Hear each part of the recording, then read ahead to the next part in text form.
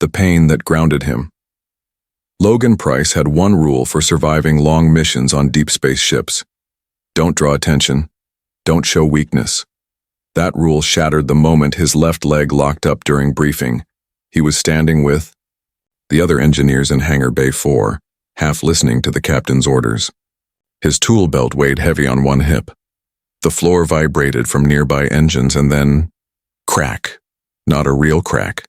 Just the sound inside his thigh muscle as it twisted, pulled, and screamed. Pain shot through his leg like lightning. He dropped to one knee, grabbed his thigh, and bit back a yell. His crewmates stared. The captain paused mid-sentence. "Price, you good?" Logan tried to stand. Failed. Tried again. "Nope." His mouth twitched. "Muscle cramp, I'll walk it off." But he couldn't even walk. Minutes later, 2 medbots carried him down to the infirmary. He felt humiliated. How does a human who fixed engines, climbed plasma towers, and wrestled cargo crates get defeated by a muscle cramp? He sat on the exam, table leg still tight, when a cold voice came from behind the curtain. "She will see you now." Logan looked up. "What? Who?" The curtain slid aside. In walked something he'd only seen in files, an alien, 7 feet tall, 4 arms, gray skin like marble, eyes like polished emeralds. No smile, just motion. She didn't speak. She just walked straight toward him and held out 2 hands. "Lie flat," she said. "I'm sorry," Logan said. "Where's the human med officer?" "She is not trained for this, I am." He blinked. "You're the therapist?" She nodded once. "I am Varel, biorecovery specialist, certified on 39 species, including yours." He glanced at her 4 arms. Each one moved differently, slow, precise, controlled. "This won't hurt," she added, then paused. "Much." Before he could protest, she placed 2 warm hands on his leg, one on his hip, one near his knee. Her 4th hand hovered near his lower back, not touching. Then, press. He nearly leapt off the table. His spine lit up with pain. "What are you doing?" She didn't answer. Instead, her fingers moved in slow patterns, pressing points he didn't even know existed. His arms twitched, his other leg jumped, his jaw locked. And then, it stopped. He lay flat, panting, the pain in his leg gone. He sat up slowly, flexed his thigh, moved his foot. No way. Varel stepped back. All tension released, circulation restored. "You will walk now." Logan stood carefully, not just pain-free. He felt lighter, stronger, like the muscle had never been hurt. He looked at her. That was some kind of trick. "No trick," she said. "Technique. Your species holds tension in inefficient patterns. I removed them." He looked down at her hands. Each one had a unique color pattern, slight differences in texture. She noticed him staring. "These 2, she said, raising her upper pair, "are for pressure. These," she raised the lower pair, "are for control and scan." He gave a half smile. "I guess 4 hands beat 2. Varel nodded. "Your next session is in 24 hours. "Wait. Next session?" She turned and walked toward the curtain. "You have more damage than you know." And then she was gone. Later that night, Logan sat in his bunk, stretching. He couldn't stop thinking about what she said. More damage? He touched his thigh. Still no pain. He hadn't felt this loose since his academy years. The next morning, he ran diagnostics on a turbine and bent in a position that should have hurt. But it didn't. His team noticed. "You're moving better," one of them said. "You see the new doc?" Logan shook his head. "Not a doc, a therapist." The other guy blinked. "Wait, you went to the 4-armed alien?" "You're brave." Logan smirked. "She's not what I expected." Later that day, as he walked past the medbay, he heard her voice again, from behind the wall. Sharp. Flat. His back is locked. Nerve code repeating. He must return, or the damage will return. Another voice responded. You already fixed him once. Veryl's voice didn't waver. I didn't fix him, I began the unlock. Logan stepped away. Back straight. Mind racing. What did that mean? What was she unlocking?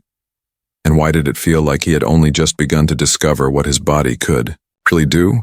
4 hands, 1 goal. Logan Price stood outside the medical unit again. Same hallway, same cold floor. But this time, he wasn't limping.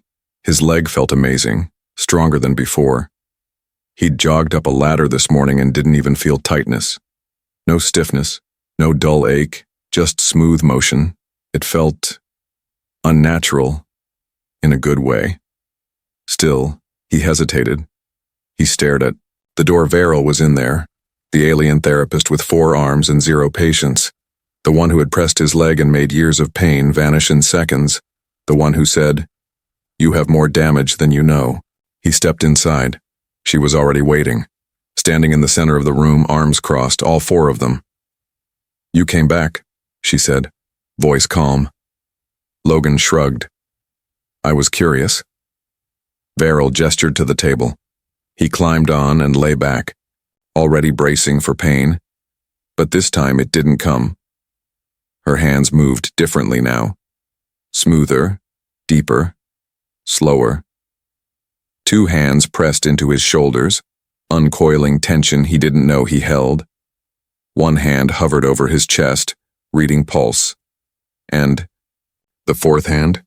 It circled small areas on his spine like scanning for secrets. "You hold old injury," she said after a moment. "Left side, near ribs." Logan blinked. "How did you?" "Scar under the skin. Your body remembers." He nodded slowly. "Fell. During 0G training. Cracked a rib, healed years ago." She shook her head. "Healed wrong. Nerves twisted, still echoing through your muscles." He frowned. "I don't feel anything there," Veryl replied simply. "Because you got used to the pain." She pressed 2 fingers to his side. A pulse of heat shot through him, his back arched. Then fell. Still, he lay there, eyes wide. "What did you just do?" "Reset the memory," she said. "Your muscles are unlearning fear." For the next hour she worked in silence. He didn't ask questions. Not anymore. Because something was happening. Not just to his body. To his mind. He felt clearer. Faster, as if a fog was lifting. When the session ended, she placed her hand gently on his chest. All 4 sessions unlocked. "Unlocked what?" She looked him in the eye. "Connection, balance, strength, focus." He chuckled. "Sounds like a yoga poster." She didn't smile. "It's your body remembering how to be whole." Logan sat up. Rotated his shoulders. For the first time in years, he didn't hear a single crack. He looked at Veryl. "What are you really doing to me?" She stepped back. "I'm not fixing you." "Then what?" "I'm showing you who you were. Before the pain." That night, Logan returned to his bunk. He lay still, staring at the ceiling. But sleep didn't come. Instead, memories did. He remembered being 12, running in the rain on Earth's coast, climbing rock walls barefoot, diving into cold water, feeling invincible. Somehow that feeling was back. In the morning, he sprinted down the cargo hall, beat the quartermaster in a race, jumped 4 feet straight up to grab a wrench off the rack. His friends stared. "Dude," someone said. "What's she doing to you?" Logan just smiled. "I think she's rebooting me." Later that day, Reeve, the medical officer, pulled him aside. "You've been getting extra attention," she said, eyes narrowed. Logan nodded. "Yeah, it's working." She held up a chart. "Too well. You're testing above baseline now. Strength, endurance, reflex time, everything's up. Way up." He leaned forward. "Is that a problem?" Reeve didn't answer, just said, "Be careful." Back in the therapy room, Veryl waited. She didn't look up when he walked in. "You're adapting fast," she said. "I feel incredible." She looked at him. "That's the problem?" Logan frowned. What do you mean? You're improving faster than expected. Your cells aren't just repairing. They're responding differently. He tilted his head. Differently how? She looked down at her hands, then back at him. Your nervous system is linking with mine. My species shares recovery energy. We don't usually react with humans, but you're changing. Logan took a step back. Am I still me? Beryl stared for a long moment, then said softly, We're not changing you. We're waking something that was always there. Logan sat down, ran a hand through his hair. A moment passed. Then he smiled. Well, as long as I don't grow 4 arms, I guess I'm okay. Beryl said nothing, but behind her back, her fingers twitched, just slightly, as if she wasn't so sure. Pressure points and memories. Logan Price didn't dream much, at least not before the sessions, but now he dreamed every night, and not normal dreams. These felt real. He saw flashes of childhood, running through tall grass, his mother laughing, then falling. Sharp pain in his ribs. He remembered crying, but not from the fall, from something else, something deeper. He woke up sweating. His body ached, but not with pain, with motion, like his muscles had been working while he slept. He sat up and looked at his hands. They trembled, just slightly. Later that morning, Logan returned to Veryl's therapy room. She was already waiting, arms folded, face unreadable. You dreamed, she said. He blinked. Yeah, how did you?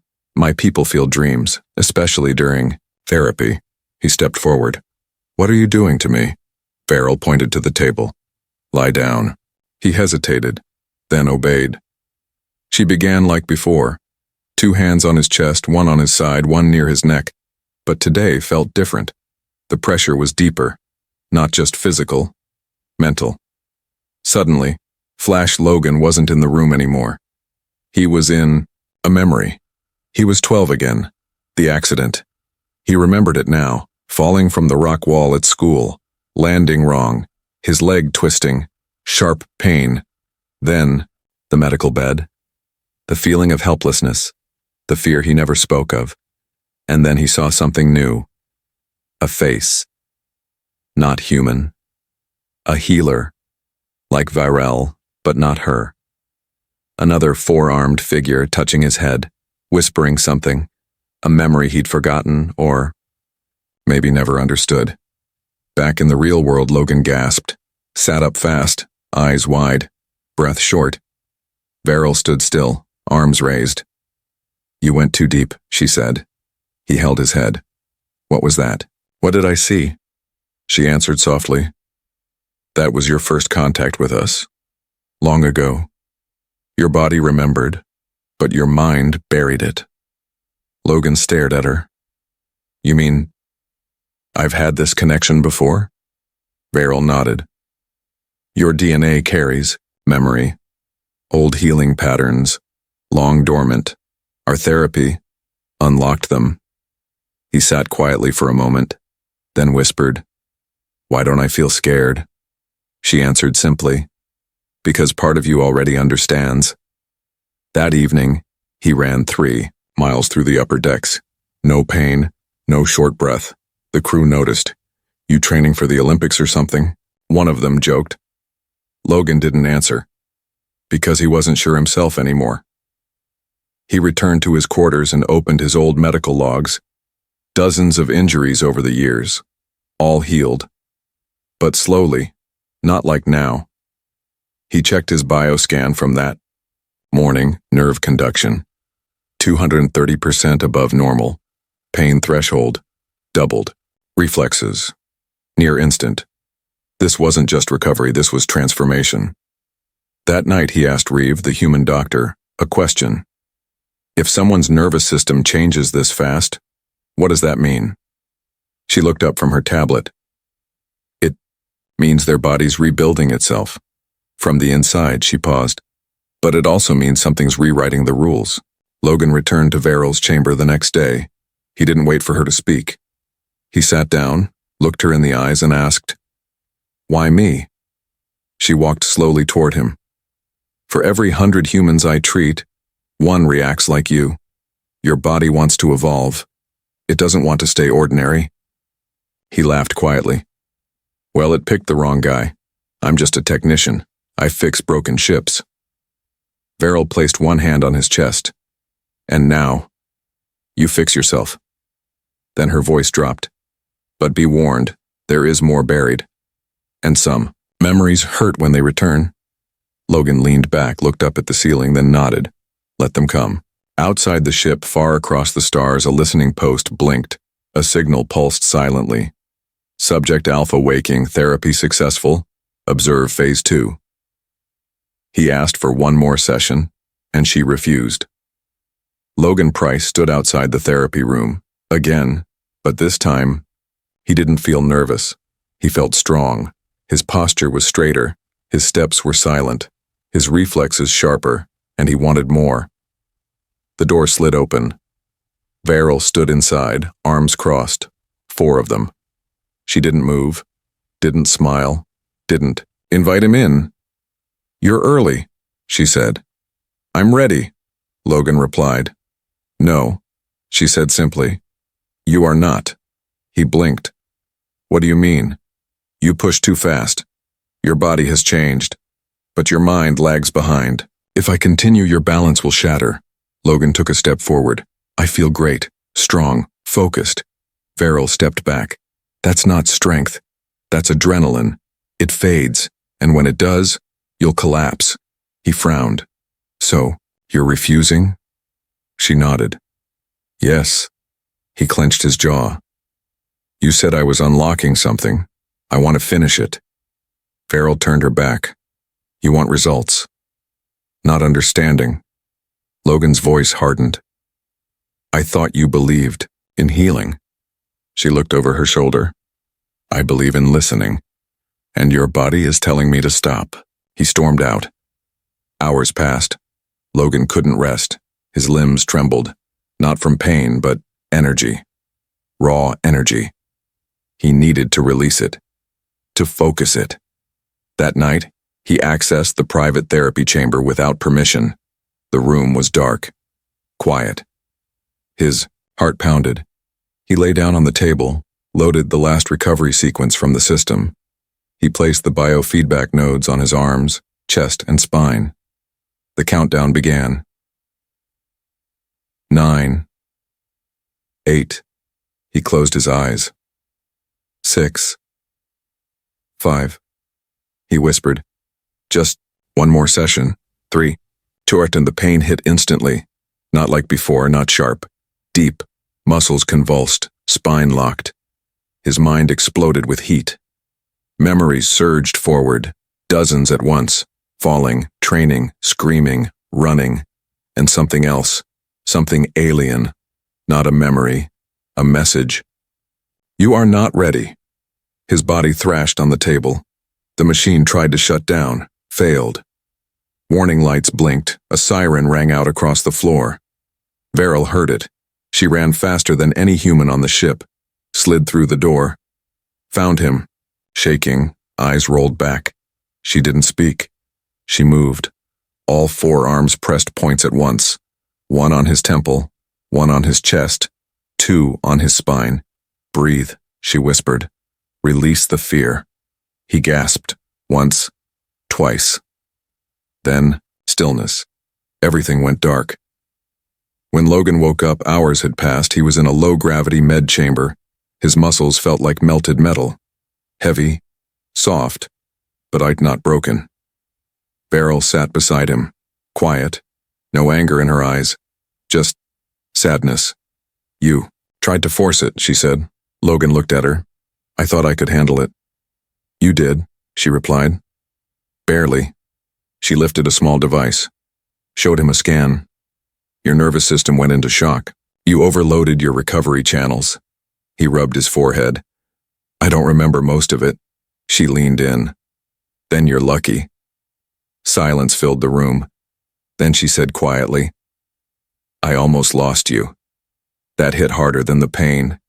He looked at her, really looked.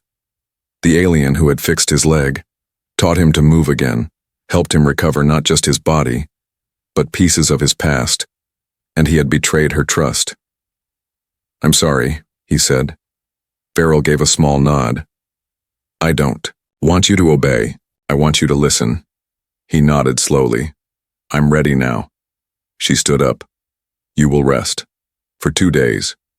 No training. No scans. No unlocking." He smiled weakly. And then, her forearms lifted slowly. "We try again. But this time, together." Far, above the ship in a silent orbit, a hidden probe recorded the data spike. Its sensor blinked red. "Subject nearing threshold. Memory core awakening. Notify the watchers." He followed her into the storm. The storm hit fast, a solar flare, a magnetic pulse, and something worse, a gravity tear just beyond orbit. The ship's systems screamed red. Lights flickered, crew stumbled, and in the chaos, Farrell was gone. Logan, Price was in recovery when the alert came. He pushed off the medbed, ignoring the ache in his legs. He checked the mission log. She had taken a drop pod alone. Planet-side. To a world below, half dead and storm-torn. Why? No one knew. But Logan did. He ran to the hangar. Stole a scout pod. Didn't wait for permission. Didn't ask. He followed. The pod broke through the clouds. Winds howled outside like monsters. Lightning cracked across a shattered sky. And through the rain, he saw a faint distress beacon blinking red. He landed nearby and ran into the storm. He found her near a broken crater. She was on the ground, one leg pinned under metal. Sparks flew from a shattered comms dish beside her. She was barely conscious. "Farrell," he shouted, dropping to her side. Her eyes opened. "You shouldn't be here." He smiled. "I learned that lesson last week." She tried to sit up, winced. Her arms trembled, 2 of them not moving at all. "You're injured," he said. She nodded.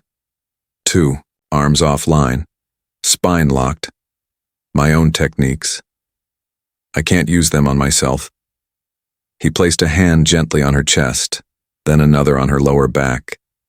"Then let me." She blinked. "You're not ready." "You said that before." He closed his eyes, focused, let his mind go still, then moved his fingers, just like she taught him. He pressed carefully, listened to her breathing, watched her eyes. One by one, her muscles responded. Tension faded, her breath evened out, her hand gripped his. Pressure point, near the shoulder. He found it, pressed, and her third arm twitched, alive again. They worked together, him guiding, her whispering, and slowly, she stood. They limped back through the storm, shoulder to shoulder.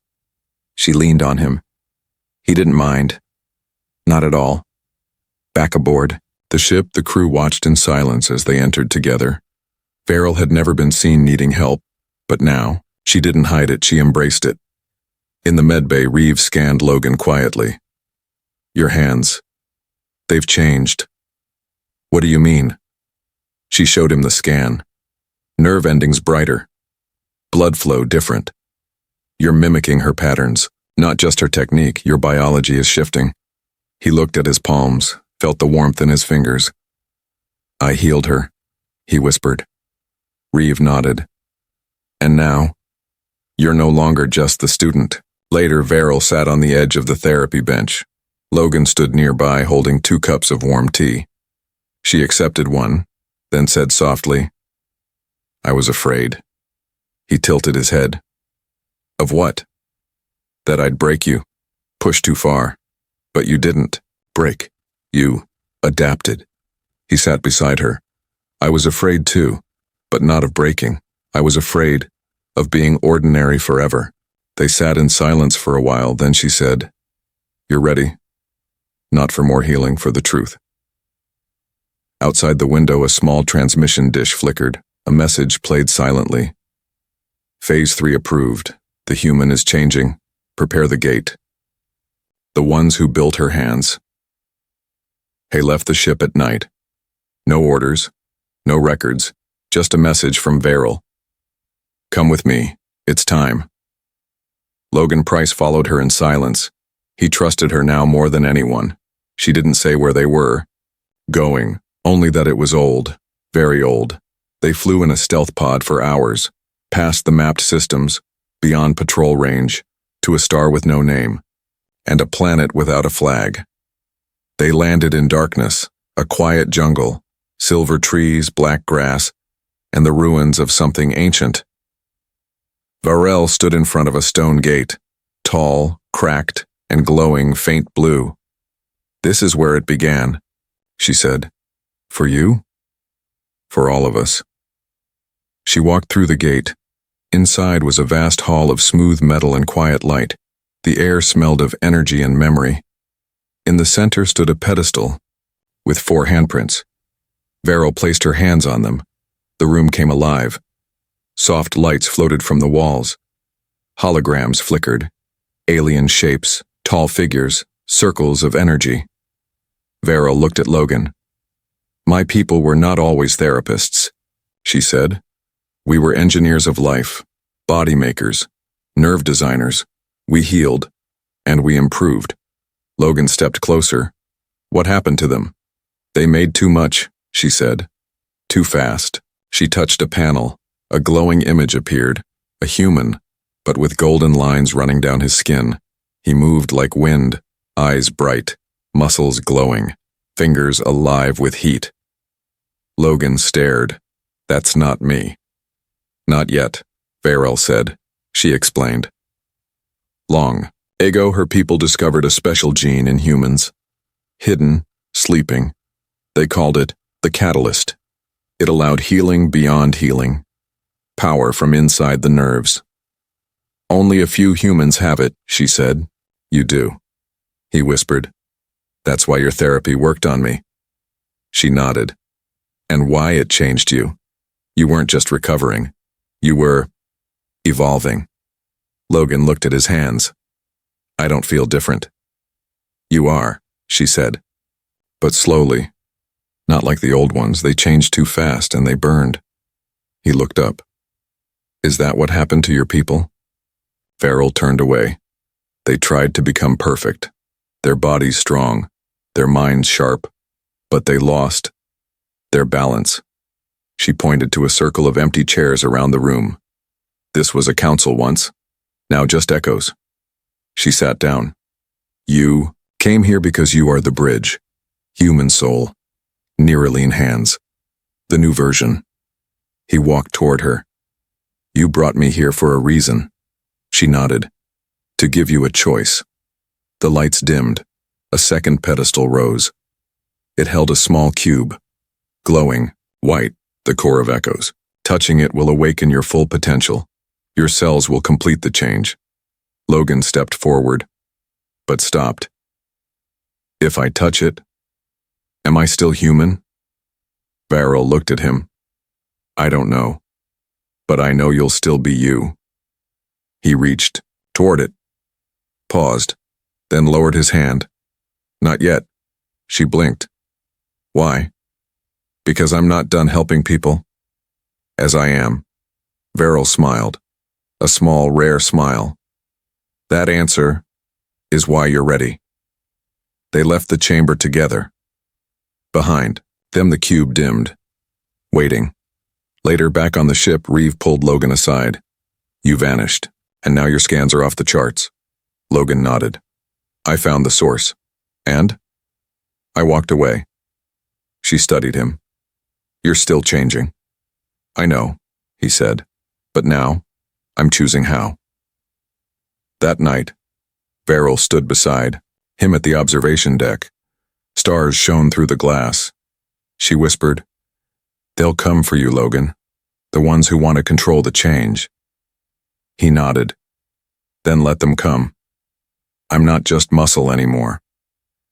Not just muscle anymore. They came in silence. No warning, no hail. Just 4 black ships dropping from hyperspace like shadows with purpose. Logan Price watched from the main deck of the ship. No fear, just focus. He knew who they were. Collectors. The ones who once chased the old healers, the ones who wanted to use the catalyst not to heal but to control. They're not here for a fight, Reeve said, standing behind him. They're here for you. Farrell stepped beside Logan, her 4 hands calm. They can't take you unless you let them. He nodded. I won't. The ships hailed the bridge. A cold, metallic voice filled the air. Surrender the subject. He holds the core signal. Return him, or be erased. Captain Frey looked to Logan. It's your call. Logan stepped forward. No surrender. He touched the comm button and said, I'm not your subject. I'm not your experiment. And I'm not afraid of you anymore. The enemy ships launched boarding pods. Dozens of troopers stormed through the airlock tunnels, fast, armored, and armed with pulse blades. But Logan didn't flinch. He walked into the main bay. No armor, no weapons, just focus. And everything Varel had taught him. As the first wave arrived, Varel stood behind him. Now, she said, show them what control really means. Logan moved like water. He dodged the first blade, caught a second attacker mid-strike, pressed a point on the side of their neck. They collapsed instantly. The second wave surrounded him. He breathed in, slow, then exhaled. His body moved with precision. 4 points touched. 4 enemies down. No killing, just stopping. Complete nerve control. They tried gas. He adapted. They used flash stuns. He closed his eyes, and still reacted. Varel watched with pride. You've become the balance we lost, she whispered. Strength and stillness. One soldier charged with a scream. Logan didn't even move. He raised one finger, tapped the center of the trooper's chest. The man froze. Dropped. Within 12 minutes, the fight was over. None dead. All unconscious. Logan stood at the center of the Kyr bay, chest rising slowly. Reeve walked in, eyes wide. You didn't use a single weapon, he turned to her. I didn't need one. Later, the council connected via secure channel. Varel stood beside Logan as he spoke. This can't happen again. No more chasing healers. No more stealing lives. I'm not your soldier. The council agreed. They had seen enough. Logan was not a threat. He was a teacher. 2 weeks later, a new center opened in the Ether Rings, a hybrid training healing facility. Its name, Balance Point. Inside, humans and aliens trained together, not to fight, to heal, to move better, to feel better, to become more than their scars. Varel ran the AO sessions, but Logan led the mornings, teaching movement, teaching strength, teaching stillness. One day, a young cadet asked him, Sir, how did you learn all this? Logan smiled. Muscle cramp, he said. They laughed. He added, and a 4-armed alien therapist who didn't give up on me. That night, as he watched the stars from the roof, Varel joined him. You've come far, she said. So have you, he replied. They sat in silence for a while. Then he asked, Do you think I'm done changing? She gave a rare smile. Change is not the enemy. Losing yourself is. He nodded. I haven't lost anything. I've just found more of me.